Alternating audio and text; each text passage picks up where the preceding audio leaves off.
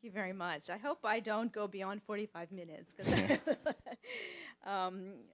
my respects to Dean Shinji Omoto, Dean Takeo Nakayama, and our distinguished guests from National Taiwan University, the Dean and the Associate Dean, and the Dean of the Faculty of Public Health in Chiang Mai University. Thank you very much for inviting me here to give a short talk about global health. I'm going to talk a little bit about global health in the context of population aging. I am the director of the WHO Kobe Center. So we are a research center based out of the WHO Health Systems Innovation Cluster in headquarters. And we have a vision of innovations for sustainable universal health coverage. We have two main objectives for our research.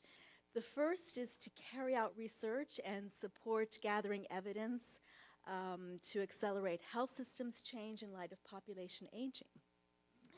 The distinguished dean mentioned this morning pressures on human resources, pressures on health systems in response to changes in our environment. And this is the kind of research that's critical now so that we can work towards building health systems of the future to respond to these types of changes. Our second objective is to stimulate social, technological, and systems innovations. We believe that innovations are crucial to accelerate progress, to accelerate access to basic health services, particularly in low and middle income countries, as well as to respond to resource constraints.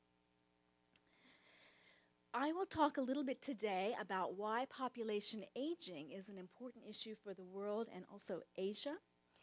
I'll discuss healthcare as a human right, particularly in light of the international commitments under the Sustainable Development Goals.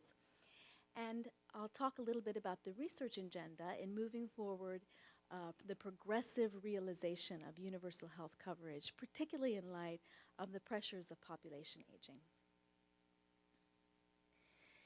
This is simply a graph that shows the changes in population growth from 1950 to 2050, and the colors are by the WHO regions. So we can see an increase in population, but a reduction in the acceleration of population growth, and that we are projected to have between 9 and 10 million people by 2050. And you can see that this growth is driven primarily by changes in the African region as well as the Southeast Asian region. These kinds of broad population growth hide some of the changes in population by age groups. This is a graph from the UNDESA, our UN agency responsible for population. And they are highlighting the issue of population aging and the increase in the share of the people over 60 years of age. So by 2050, we will see that 1 in 5 people will be over the age of 60 years. And from the graph, you can see that the largest share is in yellow, is in Asia, as represented by the yellow region. So population aging is a particularly important issue for the Asia region. The UNDESA also reports that 80% of older people will be living in low and middle income countries. So this means that population aging is not just a problem for Japan, not just a problem for wealthy countries in Europe, but it's going to be a very important challenge for all countries, regardless of their level of economic development. We see that this change is happening very quickly. This is a graph from our headquarters experts on health information systems, and we're seeing that on average, between 2000 and 2015, we've had gains in life expectancy across the world of about 5 years. So this is a very rapid change, a very rapid increase in life expectancy. In the two regions, the CR region is Southeast Asia region, and the WIPRO region is Western Pacific region. Japan is in the Western Pacific region. So we can see that these changes globally are driven very much by achievements in the control of communicable diseases, HIV, TB, and malaria in particular, as well as strengthening our response to maternal and child health problems. Well, we can also see, for example, in the Western Pacific region, there have been great progress towards non-communicable disease control, or the prevention of diabetes, hypertension, cardiovascular diseases. This simply shows the absolute numbers of population 60 years or older, and the share as a share of the total population. And the countries here are Japan and the ASEAN region. So we can see, for example, that most of these countries will see by 2015 approximately between 15 and 45% of the population will be over 60 years of age. And in some cases, they represent very large numbers. In Indonesia, we'll see it's estimated that 60 million people will be over 60 years of age. But even in smaller countries like Cambodia, Laos, they will have fewer numbers, but they will comprise 15% or more of the population. So there will be a large share of the people who are demanding health services in these countries. One of the major reasons behind this population aging is fertility. We are seeing a rapid decline in fertility. And many countries, over 40 countries are now at replacement level, below two children per woman. So we're seeing rapid declines in fertility in all regions, with the exception of the African region and in parts of the EMRA region, the Eastern Mediterranean region. So this is one of the most important driving factors, and it really does reflect the success in ensuring access to family planning services and basic healthcare services. Because of these population changes, we are seeing changes also in the burden of disease. This is a ranking of DALYs, disability adjusted life years, between 1990 and 2016. And we're seeing, for example, in 1990, the first cause of DALYs was diarrheal diseases. And this has changed in 2016 to cardiovascular diseases. And so we are seeing an increasing number of non-communicable diseases.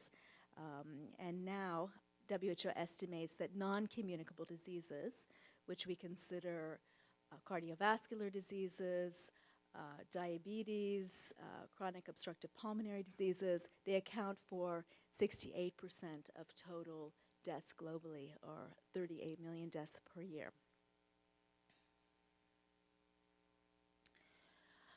I'm going to talk a little bit now about the United Nations Sustainable Development Goals. I'm not sure if you're familiar with this, but this is really the platform for global health. The Sustainable Development Goals followed the Millennium Development Goals that ended in 2015, that were focused very much on the communicable disease burden, HIV, TB, and malaria in particular. And we did see rapid progress in these areas between 2000 and 2015. When UN member states came to the table again in 2015, they decided that they wanted to have an agenda for sustainable development that was relevant to all countries, not just poor countries. And so they've put forward a very ambitious agenda for sustainable development and a set of goals that aims to be relevant to all countries and aims to challenge all countries to strive to improve development. There is one health goal and 13 targets for health under the Sustainable Development Goals. We see targets related to non-communicable diseases, including reducing premature mortality or death before the age of 60 from non-communicable diseases, strengthening our response to the harmful use of alcohol, strengthening the implementation of tobacco control measures, as well as promoting access through achieving universal health coverage, which we define as access to basic services for the whole population, and extending access to medicines, essential medicines and vaccines. I will focus on SDG Goal 3, which is ensuring healthy lives and promoting well-being for the whole population. So this target is about what we call universal health coverage. So, so very basically, universal health coverage is to ensure that every person has access to the health services that they need without suffering a financial hardship or without going into poverty because of seeking these services. So this is a very ambitious goal, and it has a certain number of implications for our planning. The UHC is built on a number of pillars. There are political pillars, ethical pillars, technical pillars, and economic pillars. So this is the justification for UHC. And if we look back in our history, we see that the concept of health as a human right is really, it's not a new concept. It's something that UN member states have committed to since 1948, since the Universal Declaration of Human Rights, when all UN member states committed to the right to each individual of housing and medical care and necessary social services. It was also reiterated in the International Covenant on Economic, Cultural, and Social Rights. And because of these commitments, very early commitments, we see that many countries around the world have already made national commitments within their own constitutions to the right to health. If we think about the ethical pillar of UHC implies that the kind of health system that we build reflects the values that we wish to promote within our health system. So if we commit to UHC, if we commit to health as a human right, we are committing to the values of equity, to the values of fairness, to the values of social solidarity. I think in Japan they call it human solidarity. We are also saying that healthcare is not just a commodity, it's not just a perk, it's not a right because you have a job or a privilege, but it's a social right for all individuals. There's a technical pillar for UHC. So the basis of UHC is what we call progressive realization. So the idea is that no matter what your starting point in terms of your health system, we strive to do better. There are always better things that we can do. As you were mentioning earlier in the opening statement, even in Japan, a very wealthy, very strong health system, there are areas where we can promote quality, where we can promote value, where we can achieve better health. There are waste and inefficiencies in every health system. And there are innovations that we can use to achieve better impact. There is a strong economic justification for UHC. In 2015, there was an economist declaration of UHC. It was put forward by Larry Summers in the US that established that UHC is not just about the right thing to do or the proper thing to do, but it's an economically smart thing to do. Because health is a means to eradicate poverty and to promote economic growth. So this really sets the stage. We typically measure economic growth by GDP, or rate of GDP growth. But are we looking at the very driver of economic growth, which is human capital? It's individuals and individual contribution to an economy. We also have very substantial evidence that well-designed reforms, healthcare reforms to achieve universal coverage can have wide-ranging impacts. They can reduce the growth in healthcare costs and prices by increasing efficiency and quality. You can establish greater financial security among households if they know that they will not fall into poverty by seeking healthcare. And you can, in the US, for example, they've shown that it can support the labor market. So where insurance is not necessarily linked to your job, then you're not afraid of changing jobs. You're not afraid of looking for new employment and further growing the economy as such. When we talk about healthcare as a human right, we have very concrete implications for the design of universal health coverage. we need to, when we design universal health coverage, we need to design it in such a way that you reflect the values of equity, fairness, and social or human solidarity. We know that there is no single model of UHC, so universality does not imply uniformity. There's no one way to implement UHC, and each country has a different institutional starting point. And we know that no country has fully achieved UHC, but that it is a process of progressive realization. So it's relevant to all countries. And we see, for example, healthcare systems across the world, regardless of income levels or regardless of economic development, face remarkably similar challenges. Most are struggling with rapidly increasing healthcare costs. Populations need to be protected from catastrophic healthcare payments or from falling into poverty. We see wide variations in technical quality within countries as well as across countries. We also know that with universal health coverage, we need to be more responsive to people's needs or expectations. But as we build our health system, people's expectations also increase.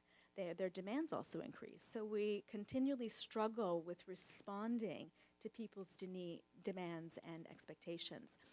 We also see lack of access to cost-effective care across all different countries in the world, and this could be related to poverty, this could be related to a lack of insurance coverage, this could be a geographical challenge, differences between rural or remote areas, or individual discrimination, or even lack of incentives for the provision of essential cost-effective procedures. This has been shown widely in the US, for example, where you have low incentives for people to deliver cost-effective care.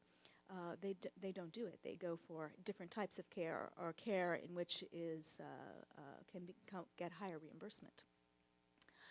So I'm going to talk about three very practical questions about moving towards sustainable, progressive, universal health coverage. There are many questions that countries face, but three questions are about sufficient resources. Will we have enough money to deliver good quality health care for the whole population? Are our service delivery models appropriate? Most countries have hospital-based service delivery models. Will these enable us to reach the whole population? And what kinds of innovations do we need to accelerate progress? And across all of these questions are how population aging affects these kinds of responses. When we talk about money in WHO, we always show this cube. I don't know if anybody's seen it before, but this is our WHO cube, where we try to define the main questions that we need to respond to in terms of universal health coverage and the policies related to the implementation of coverage.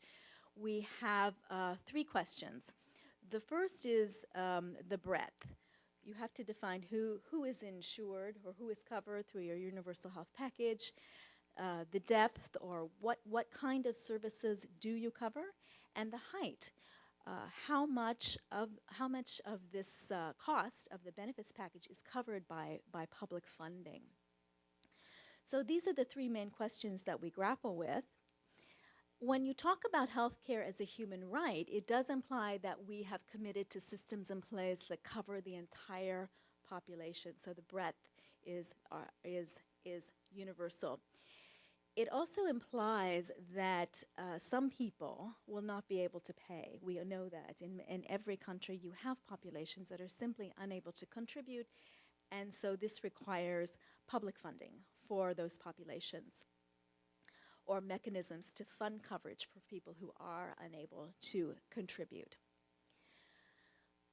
A very important challenge that we see is healthcare spending. When we look, for example, at covering the whole population, countries frequently are concerned that particularly older populations are going to be too expensive, that we're going to see a rapid acceleration of healthcare costs as population age.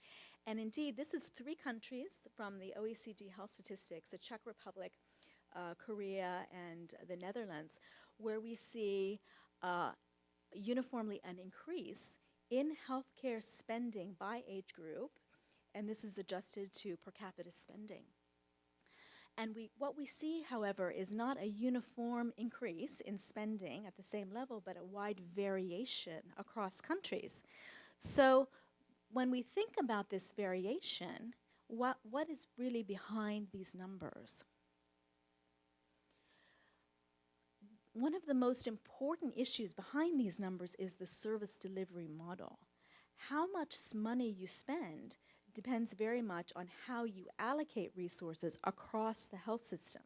So this is an example of spending on dementia, again from OECD. It's 3 slightly different countries, Korea, Germany, and the Netherlands. And what we can see is that they allocate money across the health system in a very different way. And this is really, if we think about our total spending, we have to try to look underneath the numbers to see how we allocate these resources across our health system to achieve the most value, to achieve the most health care for our spending dollars. And when we start to think about these kind of questions, when we look at population aging, what we see is that these increases in spending may simply be exacerbating the service, how we've designed our health services. And so this implies that when we look at addressing the problems of population aging, we need to rapidly address the key drivers of cost escalation and quality globally. This is a reliance on hospital-based care. We know that if you deliver routine care services in a hospital, it's more costly and inefficient compared with primary care services.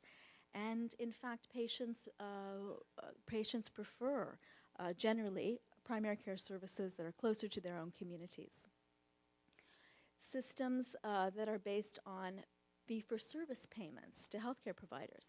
How we pay healthcare providers is critical to efficiency and quality. We know that most countries in the world rely on fee-for-service payments to healthcare providers, so you're paying based on the number of services rather than the outcomes, rather than quality of life. And we've seen a remarkable change both in the kinds of services that are delivered and the quality of those services when we start to pay healthcare providers for the outcomes they achieve and pay healthcare providers for keeping people healthy versus utilization within the health services.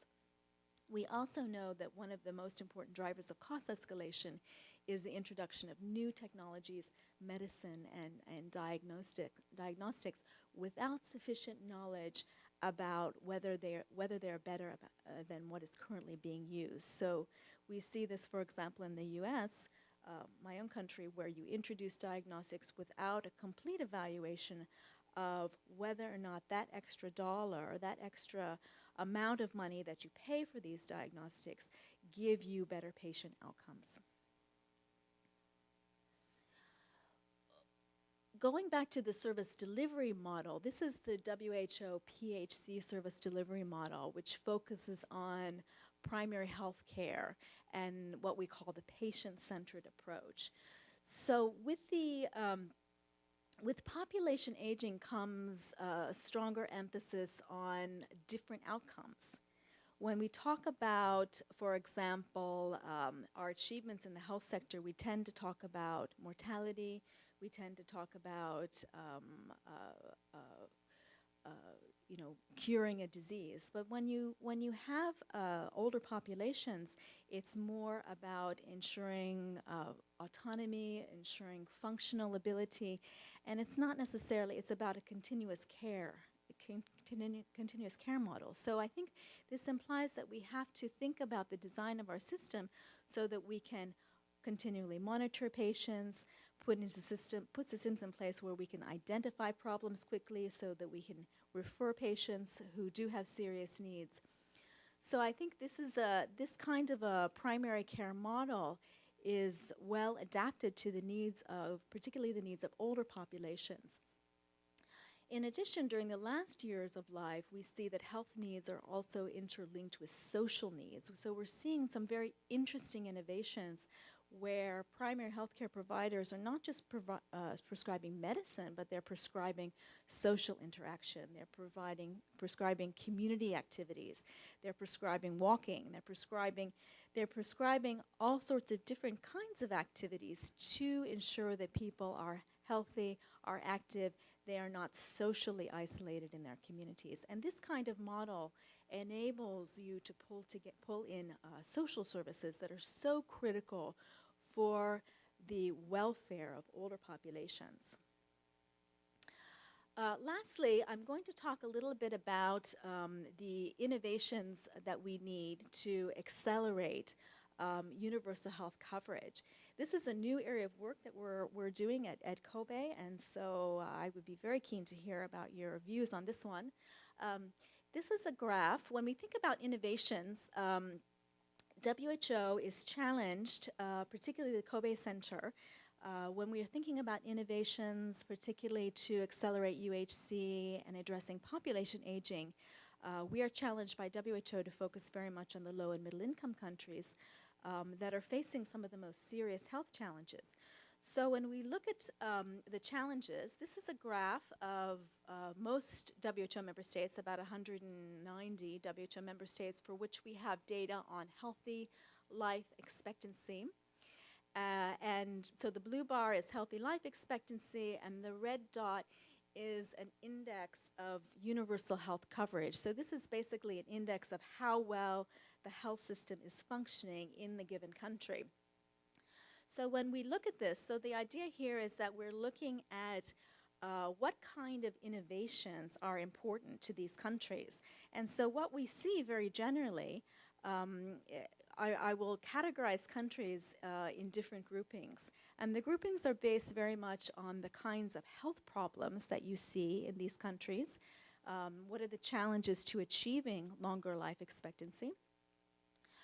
What are the health system's challenges, and what innovations can be used to address these challenges?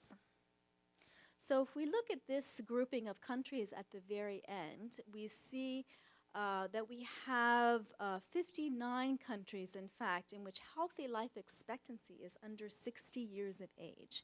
And we also see, by the red dots, huge variations in attainment of universal health coverage or attainment, the strength of the health system. These countries, for the most part, are struggling with some of the most fundamental challenges of promoting life expectancy, child mortality, fertility, and access to basic services. We can see, for example, relatively low access to family planning. I think this figure is 2015, 41% access to family planning in the sub-Saharan African region, in which most of these countries fall, relatively low access to antenatal care and skilled attendance at birth, and even some very fundamental public health functions such as immunization as measured by DPT-3.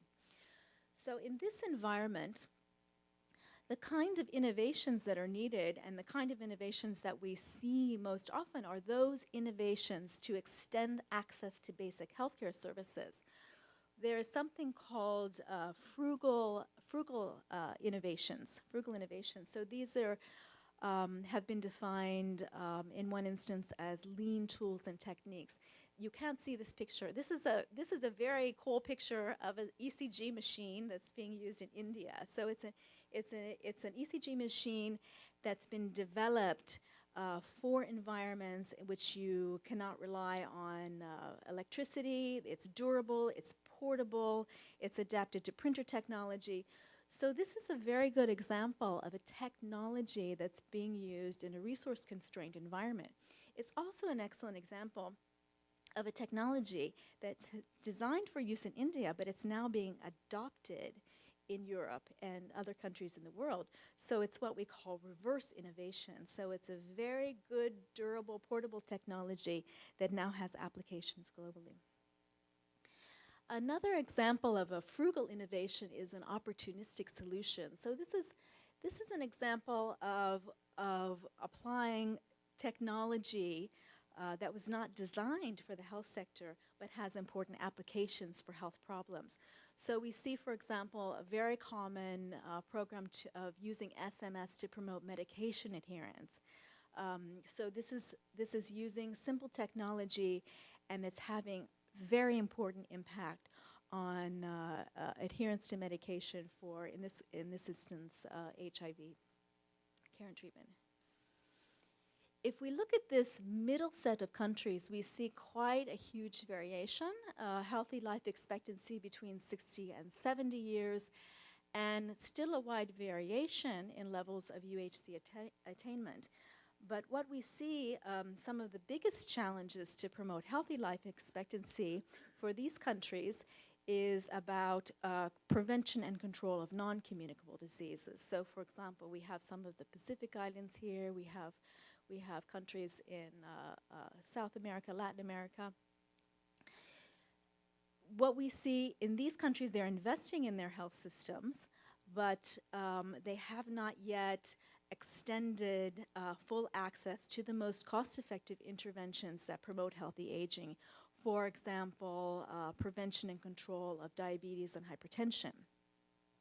So this is one of the main challenges that we're seeing. It's quite a broad generalization, but it's a main challenge that we're seeing in many of these countries to promote healthy life expectancy. The health system in this set of countries are struggling with service quality and efficiencies. And we see amazing innovations actually in some of these countries to promote service quality and efficiencies. We see a lot of organizational innovation in which countries are moving away from hospital-based systems to patient-centered systems.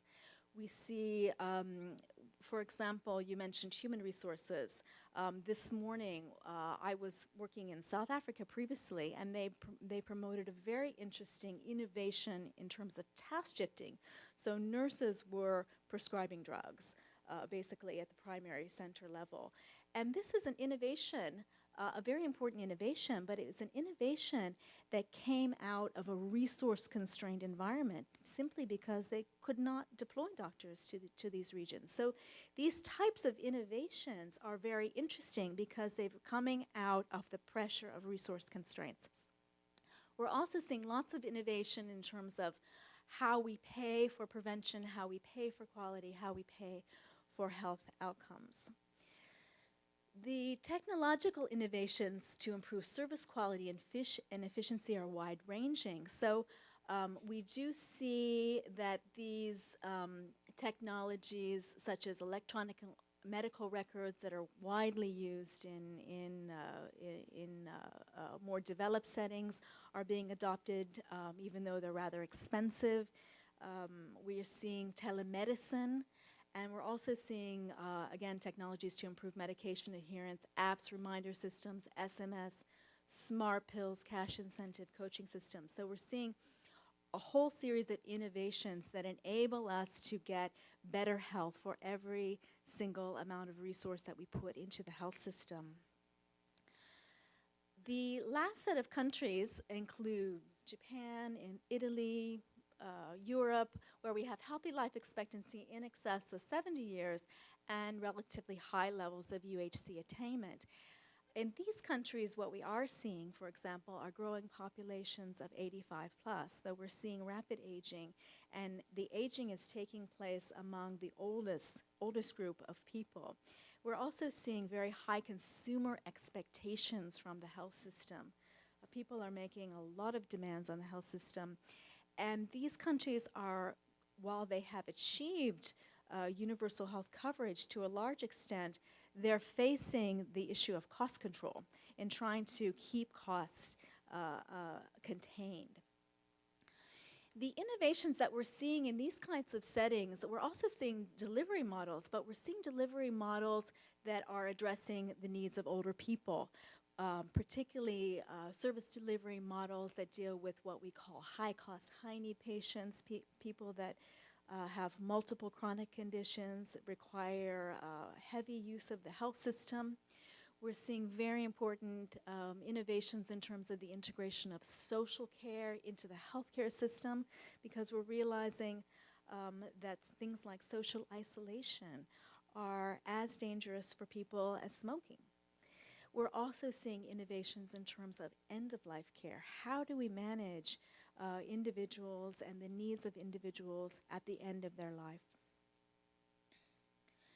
There is a proliferation of technologies in these countries, particularly Japan. We're seeing lots of different types of technologies, but I would say that many technological innovations that exist, many provide information to individuals and families. They empower patients, they empower their families, they give them information so that individuals can play a much more important role in their own health care, in monitoring their own health status.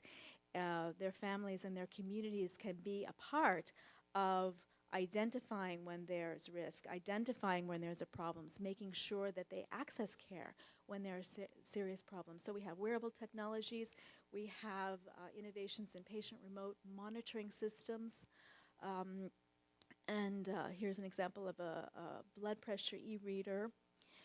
So finally, I've come to the strategic directions for research. And so this is the huge agenda, as you can imagine, but I've tried to identify a few issues that I think are really important, and it's something that we at COBE are trying to work on. So the first issue is about the implications of population aging on sustainable financing and financial protection of older adults. Currently most countries don't actually collect data about how much they spend, for example, in long-term care systems. And so it's actually very difficult to even identify how population aging is affecting expenditure growth. We do see that the financial protection for older adults is critical, particularly for older adults that have to continuously return to the health system. In health systems where you have a co-payment, it's fine for someone who has to seek care once or twice a year, but where you have continuous care and you have to continually go back, the co-payments can be impoverishing. We need to generate more evidence on service delivery configurations. As we mentioned, underlying how much we spend on healthcare is how we deliver healthcare, how we allocate resources across our health systems. And what are the service delivery configurations, particularly for older populations, that not only reduce mortality but promote quality of life? And lastly, it's critical to identify and research those innovations that can extend the reach of the health system, particularly in low-income populations, promote systems change, and empower individuals, empower communities and their families to be a part of their own treatment and care priorities. Thank you very much.